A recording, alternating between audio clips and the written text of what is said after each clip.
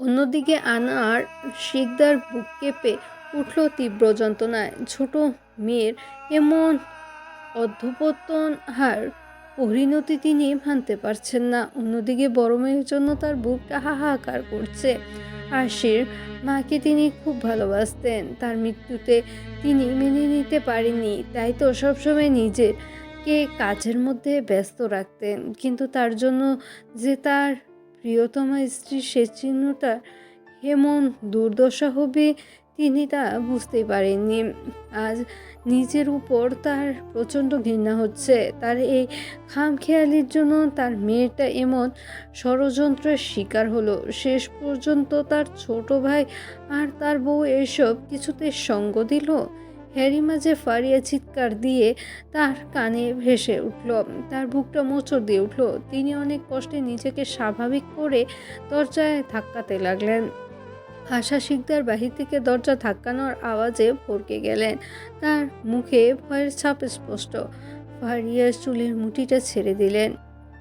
তখন ফারিয়াকে চিৎকার দিয়ে কান্না করতে দেখে তিনি ফারিয়ার চুলের মুঠি ধরে মুখ চেপে ধরছিলেন, কারণ বাড়ির কেউ শুনলে তিনি ফেঁসে যাবেন আর সব সত্য ফাঁস হয়ে যাবে। ফারিয়া দুর্বল শরীরে ফ্লোরে পড়ে কাতরাচ্ছে যন্ত্রণায়। আশা শিকদার কি করবেন বুঝতে পারছেন না। বাহির থেকে আনোয়ার শিকদার চিৎকার দিয়ে দরজা খুলতে বলছেন আর দরজা ধাক্কাচ্ছে। এতে করে আশা শিকদারের শরীরে ঘাম ছুটে গেল। এবার ফারিয়ার দিকে তাকাচ্ছেন তো একবার দরজার দিকে। ইতিমধ্যে সেও আনোয়ার শিকদারের চিৎকার শুনে বাড়ির সকলে সেখানে জড়ো হলো। 3 দিন পর, সময় বিকেল 3টে। আহিল রেস্টুরেন্টে গেছে। আসিয়া বেগম হাসির মাথায় বিলি কেটে দিচ্ছিলেন উঠোনে বসে, আর আখি একটা গাছের সাথে হেলান দিয়ে দাঁড়িয়ে আছে। সবাই টুকটাক কথা বলছে আর এটা ওটা নিয়ে হাসছে। হাসির মনটা আজ সকাল থেকে তেমন ভালো না। মনটা কেমন কুকু ডাকছে। কোনো কাজে তার তেমন মন বসলো না। কেমন যেন অস্থিরতা কাজ করছে। মনে হচ্ছে কিছু একটা খারাপ হতে চলেছে। আর একদিন পর তার জন্মদিন। দেখতে দেখতে তার জীবন থেকে 18টা বছর কেটে গেল। এরই মধ্যে তার জীবনে কত কিছুই না ঘটে গেল। তার জন্মদিনের কথা হয়তো কারোরই স্মরণে নেই। মন খারাপ থাকলেও সে কাউকে তো বুঝতে দেয়নি। সবার সাথে হাসি মুখে থাকার চেষ্টা করছে। আহিল তাকে বলেছে তার জন্য নাকি সারপ্রাইজ আছে। সে অবশ্য জিজ্ঞাসা করেছিল, কিন্তু আহিল সে বিষয়ে কিছুই বলেনি। এরই মধ্যে সেখানে কিছু অচেনা মানুষ উপস্থিত হলো। সবাই ভরকে গেল এবং নিজেকে ঠিকঠাক করতে ব্যস্ত হয়ে পড়ল। আখি নিজের মাথায় কাপড়টা ঠিক করে নিল। দেখেই বোঝা যাচ্ছে তারা খুব ভালো ফ্যামিলি।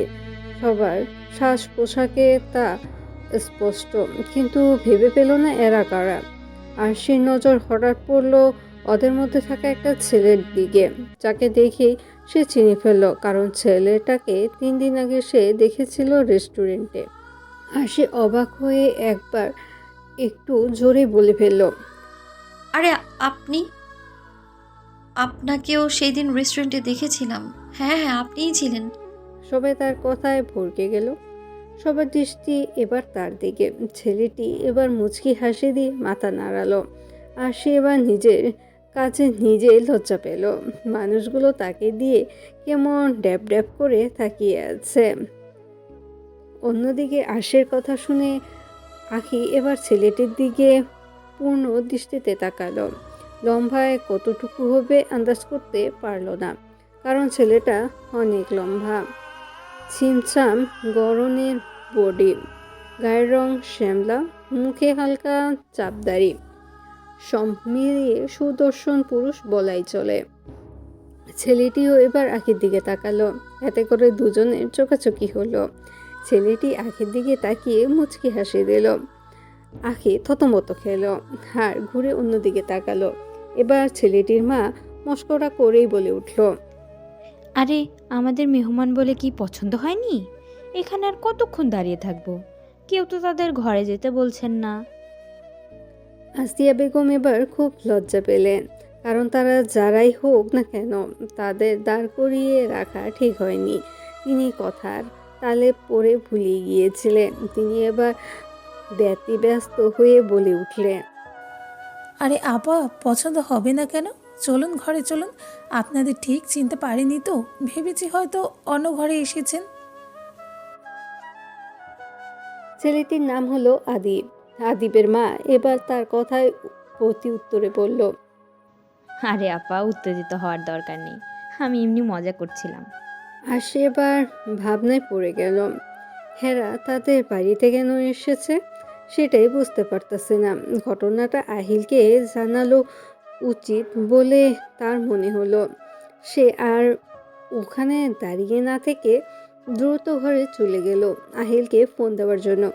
আসিয়া বেগমও ঘরে চলে গেলেন সবাইকে নিয়ে। কিছুক্ষণ পর সবাইকে যথাসাধ্য আপ্যায়ন করেছে মেহমান হিসেবে। তবে কেউ বুঝতে পারতেছে না তারা কেন এসেছে। আখি আর সামনে যায়নি, কারণ আদিব বারবার তার দিকে তাকাচ্ছিল, যাতে করে তার খুব অস্বস্তি হচ্ছিল। আহিল এসেছে এইমাত্র। আহিল কলপার থেকে হাত মুখ ধুয়ে নিজের পোশাক আশাক ঠিক করে তাদের সামনে গিয়ে বসলো এবং সবার সাথে টুকটাক কথা বলল।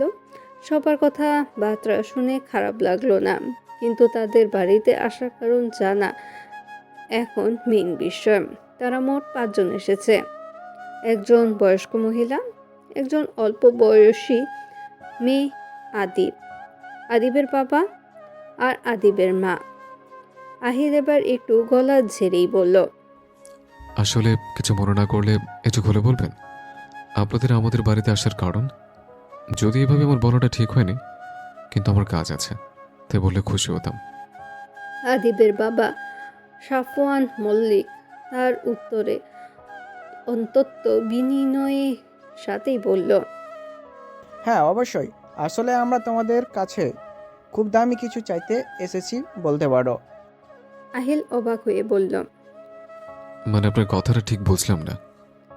আদিব গম্ভীর হয়ে বসে আছে, আর তার মা, বোন এবং দাদি সবাই চুপচাপ হয়ে আছে, কারণ বাড়ির কর্তা সেখানে কথা বলছে। সেখানে তাদের কথা বলা উচিত বলে মনে হলো না। সাফওয়ান মল্লিক এবার একটু আমতা করেই বলল, আসলে হয়েছে কি বাবা, তোমার বোনকে আমার ছেলে খুব পছন্দ করেছে, তাই আমরা এসেছি আমার ছেলের জন্য তোমার বোনকে চাইতে। তোমার বোনের অযত্ন কখনো আমাদের দ্বারা হবে না, এতটুকু আশ্বাস তোমাকে দিতে পারি। আর সাথে এটাও আশা করি তুমি আমাদের খালি হাতে ফিরাবে না। আহিল তার কথায় বেশ অবাক হলো। কোনো প্রতিক্রিয়া সে দেখালো না, কারণ তার একটাই বোন। এত কম বয়সে সে কিছুতেই বিয়ে দিবে না। সরাসরি তাদের প্রস্তাব নাকচ করা ঠিক হবে না। আসিয়া বেগম, আরশি আর আখি ঘরের খাটের উপরে বসা ছিল। তারা ওখানে সব কথোপকথনই শুনেছে, সাথে বেশ অবাক হয়েছে। অন্যদিকে আখির মুখখানা আমা বর্ষার মতন কালো হয়ে গেল। তার বুকে অদ্ভুতভাবে জ্বালাপোড়া করছে। সে কিছুতেই এখন বিয়ে করবে না। তার মনে ভয়ের উদয় হলো। তার ভাই না আবার হ্যাঁ বলে দেন, তখন ভাই আর মায়ের মুখের দিকে তাকিয়ে না বলবার শক্তি বা সাহস তার হবে না। গলায় তার শুকিয়ে আসছে, জিভ দিয়ে ঠোঁট দুটো ভিজিয়ে নিল। আচমকা তার চোখ থেকে টপ করে এক ফোঁটা পানি পড়ল, যা আরশির নজরে পড়ল। আসিয়া বেগম নিশ্চুপ, কারণ তার মতে মেয়ে বড় হলে সম্বন্ধ আসতেই পারে, তাই বলে তো আর বিয়ে হয়ে যায় না। আহিল কিছুক্ষণ চুপ করে রইল, তারপর রয়ে শুয়ে বলল, দেখুন আঙ্কেল, আসলে আখি সবে ক্লাস 10-এ পড়ে, আর ওর বয়স খুব কম। এত ছোট বয়সে ওকে আমরা বিয়ে দিতে চাই না। ওর শখ, ও অনেক পড়াশোনা করবে। এবার আদিব মুখ খুলল, একটু কেসেই বলল, দেখুন, আমিও চাই ও পড়াশোনা করুক, তাতে আমার সমস্যা নেই, এমনকি আমার পরিবারেও না। আর এখন বিয়ে দিতে হবে না। আমি দরকার হয় অপেক্ষা করতে রাজি ওর জন্য। তবুও প্লিজ, বিয়েটা আমি ওকেই করতে চাই। আমি একজন সিভিল ইঞ্জিনিয়ার, তাই আমি চাইবো না আমার বউ কম শিক্ষিত থাকুক। রাত 11টা। আরশি খাটের উপর গাল ফুলিয়ে বসে আছে। তখনই আহিল রুমে আসলো, কিন্তু আরশি তার দিকে একবারও তাকালো না। আহিল বেশ অবাক হলো। তারপর দরজাটা আটকিয়ে আরশির পাশে গিয়ে বসলো।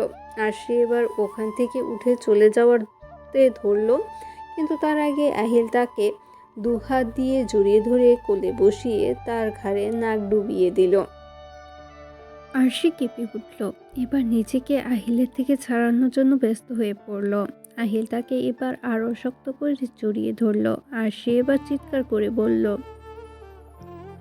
আমায় ছাড়ুন বলছি। আমি কারো কেউ হই না যে আমায় এভাবে জড়িয়ে ধরবে। আমি চলে যাব, থাকবো না, আর কেউ নেই আমার। কথাগুলো বলার সময় তার চোখের থেকে টপ টপ করে পানি পড়তেছিল। আহিল ভরকে গেল। তার বুকের ভিতর হঠাৎ করে অদ্ভুত এক চাপা কষ্ট অনুভব হলো, কারণ আরশিকে এমন বিহেভ করতে কখনো দেখেনি। ব্যাকুলার অস্থির হয়ে সে আরশিকে ঘুরিয়ে মুখোমুখি বসালো। দুজনের মুখ খুব কাছাকাছি এসে গেল। আরশির চোখ শুধু অশ্রু, কাপা ঠোঁট আর এক ধরনের শূন্যতা। আহিলের হাত দুটো হালকা কাঁপছিল। সে দিশাহারা চোখে আরশির দিকে তাকালো। মনে হচ্ছিল যেন তার বুকের ভেতর ঝড় উঠছে। আরশি এবার ফুপিয়ে কাঁদতে শুরু করলো। আহিল আর নিজেকে সামলাতে পারল না। আরশির মুখ নিজের বুকে জড়িয়ে ধরল। তার হাত দুটো শক্ত কিন্তু কাঁপতেছিল। কণ্ঠস্বর ভারী আর থরথর করে উঠল। কি হচ্ছে পাখি? কান্না করছো কেন? আমাকে বলো প্লিজ। আমি আছি তোমার পাশে। তাও কেতো না, আমি সব ঠিক করে দেব। শোনো প্লিজ। যে হাসির চুলে হাত বুলিয়ে দিচ্ছিল, বারবার তার চোখের পানি মুছে দিচ্ছিল। মুখে একটার পর একটা প্রশ্ন। তুমি এমন করে ভেঙে পড়লে কেন? কেউ কিছু বলেছে? আমি কি করব? কেমন করে তোমাকে শান্ত করি? আহিলের চোখেও একসময় জল এসে ভিজে উঠল। তার কণ্ঠে আর দৃঢ়তা নেই, শুধু অসহায় আর চিন্তিত স্বর, যেন সে প্রাণপণে আর সে কষ্ট নিজের ভিতরে টেনে নিতে চাইছে। আর সে এবার বাচ্চাদের মতন বলে উঠল, আপনি আমায় ভালোবাসেন না আহিল, আর না আপনি আমাকে নিজের বউ হিসেবে মেনে নিতে পেরেছেন। আহিল আর সে কথা শুনে হা হয়ে গেল। তারপর শান্ত স্বরে বলল, তোমার এমন কেন মনে হলো? আর কে বলেছে আমি তোমাকে ভালোবাসি না? আর সে এবার মাথা তুলে আহিলের চোখে চোখ রাখল। দুজনের চোখ দুজনাতেই নিবদ্ধ। আর সে ভাঙা গলায় বলে উঠল, আপনি আমাকে ভালোবাসেন সেই কথাও কখনো বলেননি। আর আমি ছোট নই, সবটা বুঝি আমি। আপনি সারাদিন নিজের কাজ নিয়েই ব্যস্ত থাকেন, আমার দিকে তাকানোর সময়টাও আপনার নেই। আমি আপনার কাছে দায়িত্ব ছাড়া আর কিছুই না। আহিল মনোযোগ দিয়ে শুনল আর সে অভিযোগ পূর্ণ কথাগুলো। এবার তার সত্যি মনে হলো আর সে যা বলছে ভুল কিছুই বলছে না। তাদের বিয়ে তো মোটামুটি কম সময়েও হয়নি। অন্যদিকে তারা স্বামী স্ত্রীও হয়েও এখনও যেন তাদের মাঝে এক দেওয়াল রয়েছে। ভালোবাসার কমতি না থাকলেও তারা এখনও যোজন যোজন দূরে। তাই আরশির এমন মনে হওয়াটাই স্বাভাবিক। তার উপর সে ইদানিং নিজের কাজ নিয়ে খুবই ব্যস্ত হয়ে পড়েছে। আহিল এবার নিজের দুহাত দিয়ে আরশির চোখের পানি মুছে দিল আর নরম কণ্ঠে বলল, সরি, আর আমি তোমাকে খুব ভালোবাসি। আরশি কোনো উত্তর দিল না, মাথা নিচু করে রইল। আহিল এবার আরশির কপালে একটা চুমু খেল, তারপর তাকে কোলে নিয়ে বিছানায় শুইয়ে দিল। সাথে নিজেও লাইট অফ করে আরশির পাশে শুয়ে পড়ল। পরের দিন বিকেলবেলা, কাল আরশির জন্মদিন। আহিল তাই খুব ব্যস্ত সব কিছু ডেকোরেশন করার জন্য। সবাই তো তা জানলেও আরশি তো আর জানে না। আরশি জানে তার জন্মদিনের ব্যাপারে, কেউই জানে না এ ব্যাপারে। আহিল অবশ্য জানতো না, তাকে রিয়া বলেছিল কাল রিয়াও আসবে। সব কিছু আপাতত আরশির জন্য সারপ্রাইজ হিসেবে রয়েছে। আহিলের ইচ্ছে কালকে তারা দুজন আবার নতুন করে বিয়ে করবে, কারণ তাদের বিয়ে হলেও সেটা ছিল একেবারে জোরপূর্বক। ধীরে ধীরে দুজন একসাথে থাকতে থাকতে তা প্রণয়ের রূপ নিয়েছে। আশি বারান্দার খাটের উপর উদাসীন হয়ে বসে আছে। আজকে তার নিজের পরিবার আর মায়ের কথা খুব মনে পড়ছে। না চাইতেও পিছনের স্মৃতিগুলো চোখের সামনে ভাসছে। চোখ থেকে তার নোনা জল পড়ছে।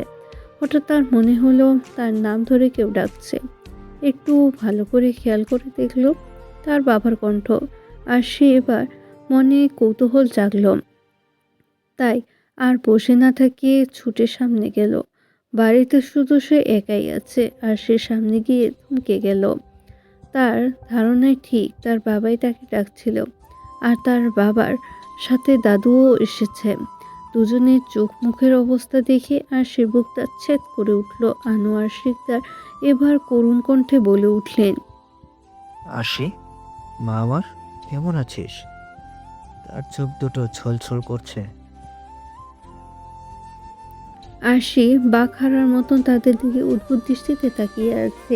এই মুহূর্তে তার অনেক কিছুই বলতে ইচ্ছে করছে, কিন্তু তার গলা দিয়ে কোনো কথাই বের হচ্ছে না। তার নিজের চোখের পানিও তখন টলমল করছে। ইদ্রিস শিকদার নাতনির দিকে এক দৃষ্টিতে তাকিয়ে আছে। আজকে আর তাদের মুখে অর্থ দৌলত নিয়ে অহংকারের বিন্দু মাত্রাও ছাপ নেই।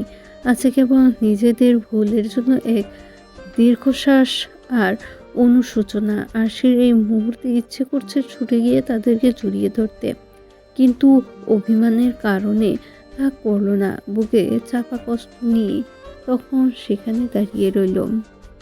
কিন্তু আনোয়ার চৌধুরী আর দাঁড়ালেন না। ছুটে গিয়ে আশিকে জড়িয়ে ধরল। আশি থমকে গেল।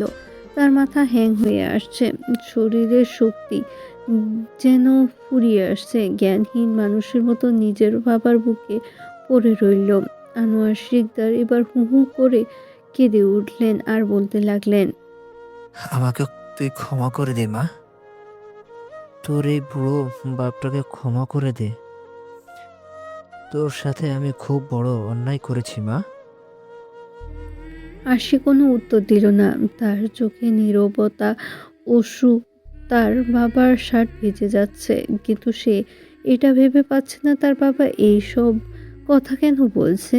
মনে হাজারো প্রশ্ন জাগলেও এখন এর উত্তর তার জানতে ইচ্ছে করছে না। তার বাবা তাকে জড়িয়ে ধরার কারণে তার অদ্ভুত ভালো লাগা কাজ করছে। ইদ্রিস শিকদার ও এবার গিয়ে আরশির কাঁধে হাত রাখল।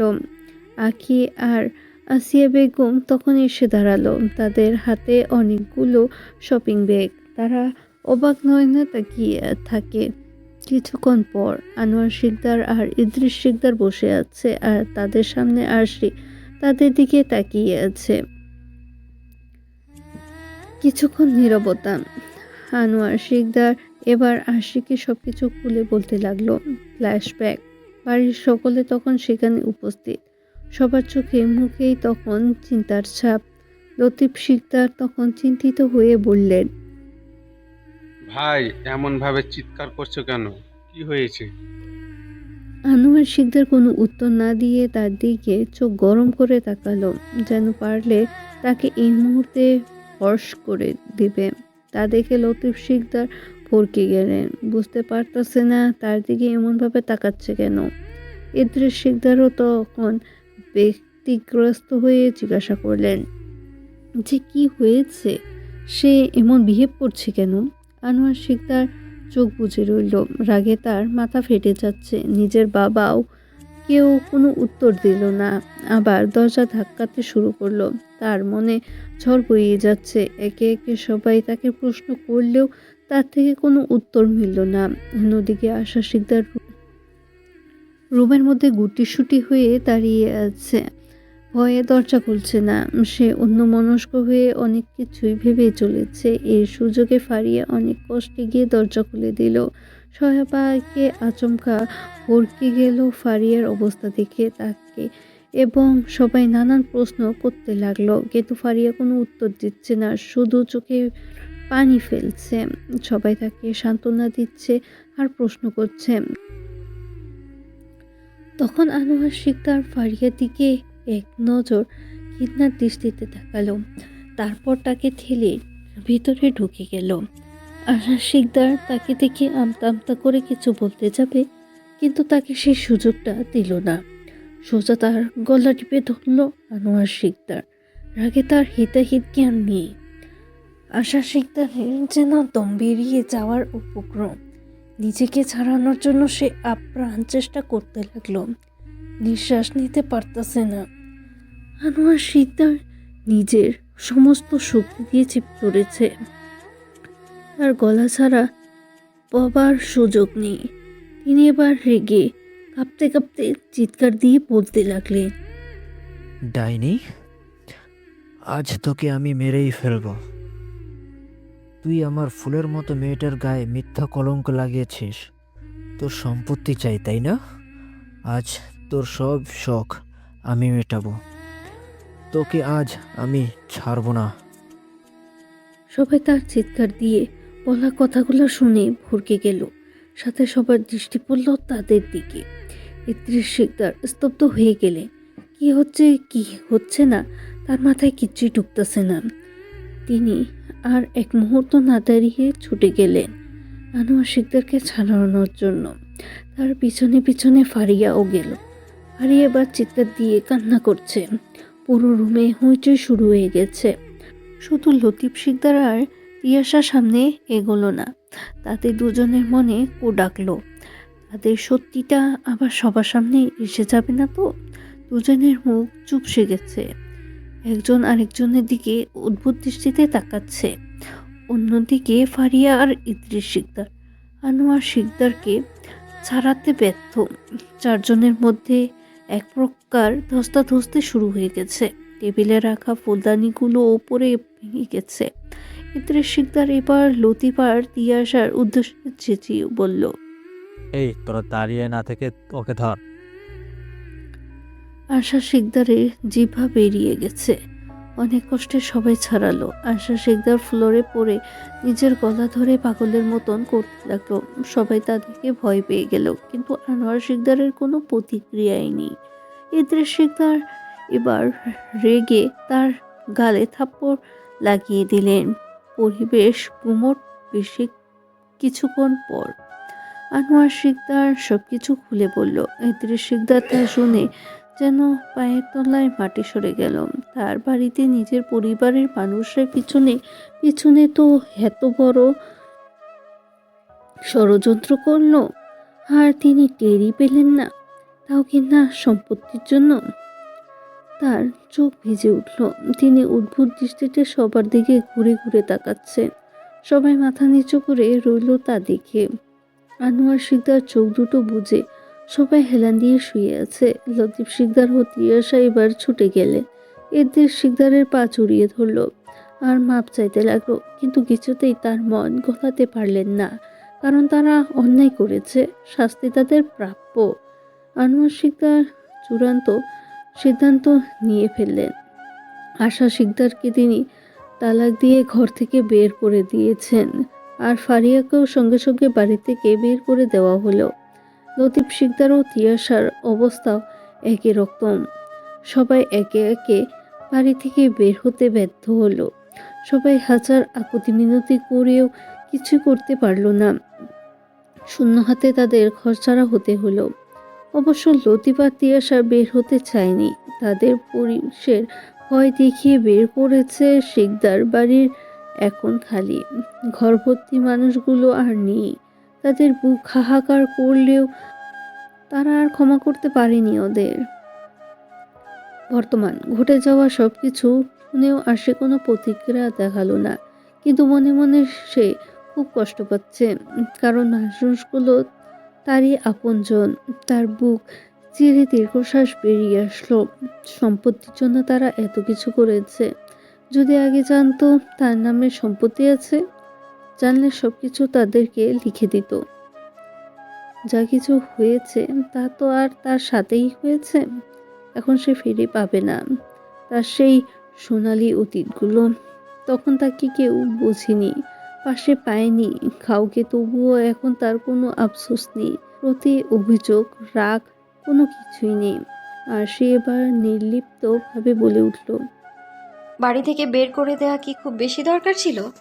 আর বাবা আমার সাথে যা হয়েছে তার জন্য আমার বিন্দুমাত্র আফসোস নেই, কারণ এর বিনিময়ে আমি এত ভালো একটা পরিবার পেয়েছি, মা পেয়েছি, বোন পেয়েছি, যা আমি আমার বিলাসবহুল বাড়িতেও পাইনি। আরশির কথা শুনে দুজন মাথা নিচু করে রইল। তাদের কাছে বলার মতন কোনো উত্তর নেই। আরশি আবার বলতে লাগলো, বাবা, তুমি কাজটা একদম ঠিক করনি। আর মা? মা শব্দটা উচ্চারণ করতে গিয়ে বুকটা কেমন যেন করে উঠল। কোনো রকম ঢোক গিলে বলল, ওনাকে তোমার তালাক দেওয়া মোটেও উচিত হয়নি। আর ফারিয়া তো তোমারই মেয়ে, অন্তত তার পাশে তোমাদের দাঁড়ানো উচিত ছিল। তার কথা শুনে বিস্ময় নিয়ে সবাই তার দিকে তাকালো। এদরিস শিকদার হতবাক হয়ে বলতে লাগলো, তুই এত কিছু হওয়ার পরেও এই কথা বলছিস? আর সে তা শুনে বলল, হ্যাঁ বলছি, কারণ আমি মানুষ। আমার মধ্যে সামান্য হলেও মনুষ্যত্ব আছে।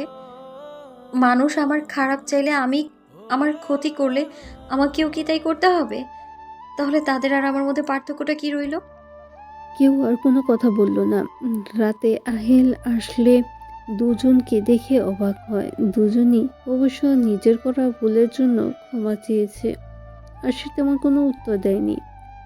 পরের দিন আহিল খুব ভোরে ঘুম থেকে উঠে চলে গেছে। সাথে আনোয়ার শিকদার আর ইদ্রিস শিকদারকেও নিয়ে গেছে। আর সে ঘুম থেকে উঠে দেখে তারা বাড়িতে নেই। কোথায় চলে গেছে সে নিয়ে আর সে আহিলের উপর রেগে গাল ফুলিয়ে রেখেছে। তা দেখে হাসিয়া বেগম ও আঁকি মুচকি মুচকি হাসছে। বিকেল ৩টা। আরশি বিছানায় অলস ভঙ্গিতে শুয়ে আছে। মন মেজাজ তার তেমন ভালো নেই। মনে চলেছে তার হাজারো কল্পনা জল্পনা।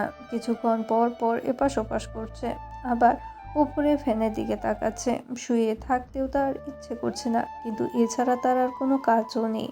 রাগ করে সকাল থেকে আহিলকে ফোনও দেয়নি, আহিলও তাকে দেয়নি। এই বিষয়টা তাকে খুবই কষ্ট দিচ্ছে। তার নিজের বাবা আর দাদু কথাও তেমন জিজ্ঞাসা করেনি, কারণ তখন শুনেছে সবাই একসাথে কোথাও বের হয়েছে।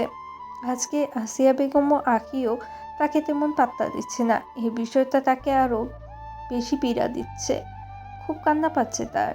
ইচ্ছে করছে চিৎকার করে কতক্ষণ কান্না করতে।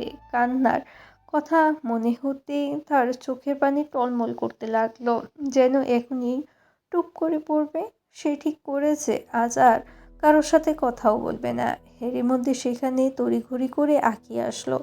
এসে দেখলো আর সে মন খারাপ করে শুয়ে কি যেন ভেবে চলেছে। তা দেখে আঁকি মাথায় হাত দিল। আঁকি এবার চেঁচিয়ে বলে উঠল, ভাবি! আশি ধরফরিয়ে উঠল। তারপর চোখ মুখ কুচকে আঁকির দিকে তাকালো। আর তাকে মেকি রাগ দেখিয়ে বলল, এভাবে কেউ ডাকে? আমাকে তো একদম ভয় পাইয়ে দিয়েছিলে। একটু জন্য ইন্নালিল্লাহ হয়ে যায়নি? তা শুনে আঁকি টুসটু হাসি দিয়ে বলল, আরে এত তাড়াতাড়ি ইন্নানিল্লাহ হলে হবে? এখনো আমাকে ফুপি ডাকছো না উনি? তার উপর আমার ভাইয়া তো দেবদাস হয়ে যাবে। এখন তাড়াতাড়ি রেডি হও। আশি তা শুনে মুখ ভেঙালো। তারপর আবারও ধপ করে শুয়ে পড়ল আর গাল ফুলিয়ে বলল, রেডি হব মানে বললেই হলো? আমি কোথাও যাব না, তোমরা যাও গিয়ে। মা মেয়ে সকাল থেকে পাত্তাই দিচ্ছে না। হ্যাঁ, দরকার নেই আমার কাউকে। সবাই ভাব দেখাচ্ছে আমার সাথে, কথা নেই আমার কারোর সাথে। তুমি চলে যাও। কথাগুলো বলে চোখ বুজে রইল। আঁকি পড়ল মহাবিপদে। হেকে কি করে বোঝাবে? সত্যি কথাও একে বলা যাবে না। সময়ও হয়ে যাচ্ছে, এদিকে এখনো কত কাজ বাকি। আর ভেবে পেল না। এবার যা করার তাকেই করতে হবে। তাই এবার আশিকে টেনে উঠালো শোয়া থেকে। হাসি তো ভরকে গেল আঁকির কাছে।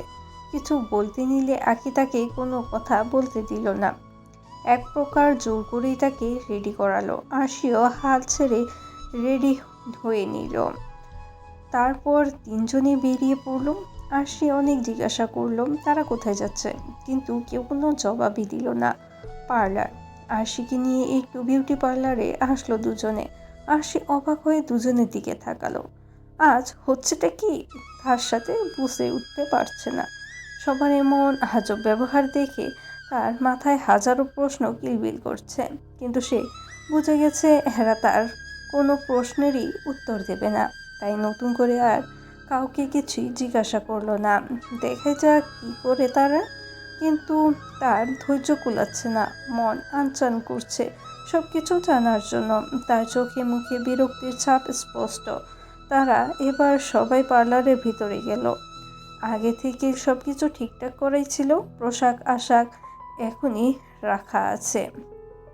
তাদের দেখেই ওখানে থাকা মেয়েগুলো মিষ্টি হাসি দিল। তারপর আরশি আর আঁখিকে দুটো ব্যাগ ধরিয়ে দিল। আরশি তো নেড়ে চেড়ে দেখতে লাগলো ভিতরে কি আছে, কিন্তু দেখতে পারলো না। আঁখি তাকে টেনে ওয়াশরুমে ঢুকিয়ে দিল এবং বাহির থেকে দরজা আটকে দিল। আর বলে দিল ভিতরে যা আছে তা যেন চুপচাপ পড়ে নেয়, কোনো কথা না বলে। ভিতরে গিয়ে আরশি তাড়াহুড়ো করে ব্যাগটা খুলল ভেতরে কি আছে দেখার জন্য। ব্যাগ খুলে তো তার চোখ কোঠর থেকে বেরিয়ে আসার উপর বিস্ময়ে মুখ হা হয়ে গেছে, কারণ ব্যাগের ভিতরে একটা মাস্টার্ড ইয়েলো কালারের গর্জিয়াস লেহেঙ্গা, যা দেখতে খুবই সুন্দর। আরশি দেখে খুবই পছন্দ হয়েছে। আয়নায় বিভিন্ন অঙ্গিভঙ্গিতে লেহেঙ্গাটা নিয়ে দেখতে লাগলো গায়ের সাথে লাগিয়ে। বাহির থেকে আসিয়া বেগম দরজা নক করে তাড়া দিলেন। আসিয়া পাক চুপচাপ লেহেঙ্গাটা পরে বের হলো। তাকে বের হতে দেখে সবাই তার দিকে তাকালো, কিন্তু তাকে দেখার পর সবার মুখ হা হয়ে গেল এবং চোখ বড় বড় করে তার দিকে তাকিয়ে রইল। শুধু লেহেঙ্গাটা পরনের কারণেই তাকে অসম্ভব সুন্দর লাগছে। আর সে তখন লেহেঙ্গা সামলাতে ব্যস্ত। ভারী লেহেঙ্গা সামলাতে তার হিমশিম খেতে হচ্ছে। যখন তার খেয়াল হলো যে সবাই তার দিকে হা করে তাকিয়ে আছে, তখন ভীষণ অস্বস্তিতে ভরে গেল। আঁখি তো এবার ছুটে এসে তার দু হাত ধরে ঘুরতে লাগলো আর বলতে লাগলো, ভাবি তুমি এত সুন্দর কেন? আজকে আমি মেয়ে হয়েও তোমাকে দেখি ফিদা হয়ে যাচ্ছি। না জানি ভাইয়া দেখলে তার কি অবস্থা হবে। মাশাআল্লাহ, কারো কেউ নজর না লাগে। হাসি খুব লজ্জা পেল। আঁখির কথা শুনে তার গাল লাল হয়ে গেছে লজ্জায়। আসিয়া বেগম হাসছেন তাদের কাণ্ড দেখে। এবার আঁখি নিজের ওয়াশরুমে গেল। হাসিকে বসানো হলো সাজাতে। হাসির মনটা হঠাৎ খারাপ হয়ে গেল। এত দামি লেহেঙ্গা তার জন্য নিশ্চয়ই আহিল কিনেছে, কিন্তু কেন? আর এসব হচ্ছেটা কি তার অজান্তে? আর এত দামি লেহেঙ্গা কেনার কি খুবই দরকার ছিল? তার এত এসব বড় বড় চাহিদা নেই। আর এসব কি উপলক্ষে? প্রায় 3 ঘন্টা পর সবার সাজগোজ শেষ। আঁখি একটা সাদা গাউন পরেছে, সাথে হালকা মেকআপ। দেখতে তাকে একদম প্রিন্সেসের মতন লাগছে। আসিয়া বেগম একটা সুন্দর কাতান শাড়ি পরেছেন। তিনি অবশ্যই কোনো মেকআপ করেননি। হাসিকে ভারী মেকআপ করা হয়েছে, একদম ব্রাইডাল সাজ। তাকে দেখতে একদম পুতুলের মতন লাগছে। আয়নায় নিজেকে নিজে দেখেই অবাক হয়ে গিয়েছিল, কারণ তাকে চেনাই যাচ্ছে না।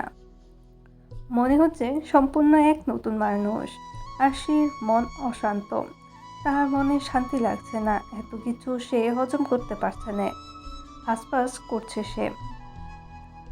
একটা প্রাইভেট কার এসে থামলো রেস্টুরেন্টের সামনে। কার থেকে নেমে আসলো আরশি, আসিয়া বেগম আর আঁখি। তাদেরকে এগিয়ে নিয়ে যাওয়ার জন্য এসেছে রিয়া আর তার আরও কিছু বান্ধবীরা। রিয়াকে দেখে আরশি খুব খুশি হলো। তার মনের দ্বন্দ্ব, দুশ্চিন্তা সব এই মুহূর্তে যেন উদা হয়ে গেছে।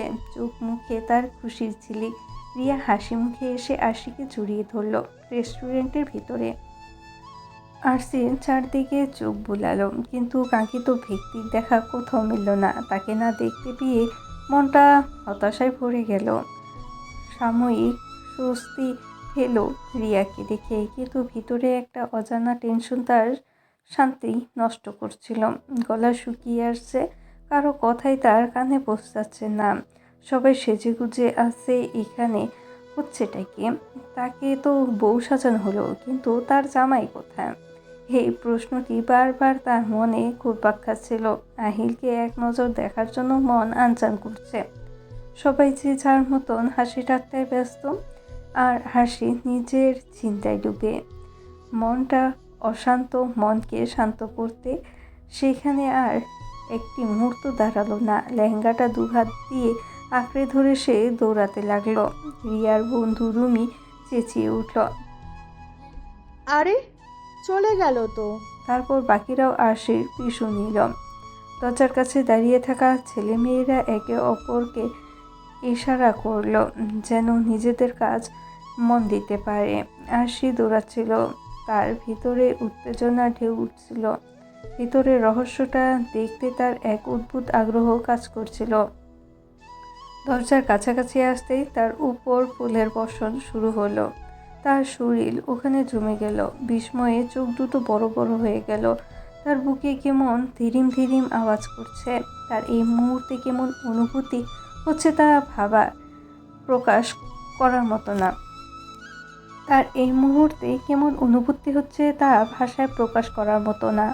চোখ তুলে সামনের দিকে তাকালো, আর যা দেখলো তাতে তার চোখ কোটর থেকে বেরিয়ে আসার উপক্রম। বিস্ময়ে তার রিয়েকশন দেখার মতন ছিল। তখনও তার উপর লাল গোলাপ আরও অনেক রকমের ফুলের পাপড়ি পড়ছে উপর থেকে।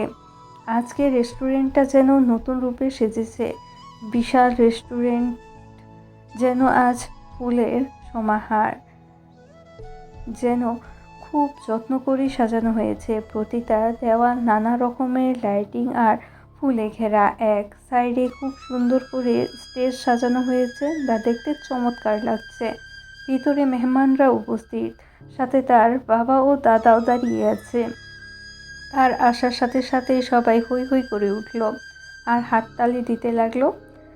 সাউন্ড সিস্টেমে একটা রোমান্টিক গান বেজে উঠল, যা ওখানের আবহাওয়াকে আরও সুন্দর করে তুলেছে। একটু দূরে আহিল হাসি মুখে দাঁড়িয়ে আছে। আহিলকে আজ একেবারে ভিন্ন লাগছে। কালো কোট প্যান্টে যেন এক নতুন রাজকীয় আভা ছাড়িয়ে আছে তার মধ্যে। পরিপাটি সাজে সে আরও পরিণত, আরও আকর্ষণীয়। হাতের কবজিতে ঝলমল করছে কালো ঘড়ি। তার ব্যক্তিত্বে যোগ করেছে বাড়তিও সৌন্দর্য। তার চোখে আজ এক অদ্ভুত শান্তি ও ভালোবাসা, যেন যে পৃথিবীর সব অপেক্ষার শেষে এসে দাঁড়িয়েছে এই মুহূর্তে শুধু আরশির জন্য। মুখে নরম হাসি, কিন্তু সেই হাসির ভিতরে লুকিয়ে আছে এক গভীর ভালোবাসা, এক নিশ্চুপ প্রতিজ্ঞা। আজ থেকে তুমি আমার সব। আরশি কিছুক্ষণ আহিলের দিকে একদৃষ্টিতে তাকিয়ে রইল। তারপর দু চোখ বুঝে জোরে জোরে নিঃশ্বাস নিতে লাগলো। তার মুখে ভালো লাগার হাসি। সবাই হাসি মুখে তার দিকে তাকিয়ে আছে। আনোয়ার চৌধুরীর চোখে পানি চলে আসলো মেয়ের এমন আনন্দ ঘন মুহূর্ত দেখে। ইদ্রিস শিকদার ও অদ্ভুত দৃষ্টিতে তাকিয়ে আছে হাসির দিকে। তার চোখ ঝলমল করছে।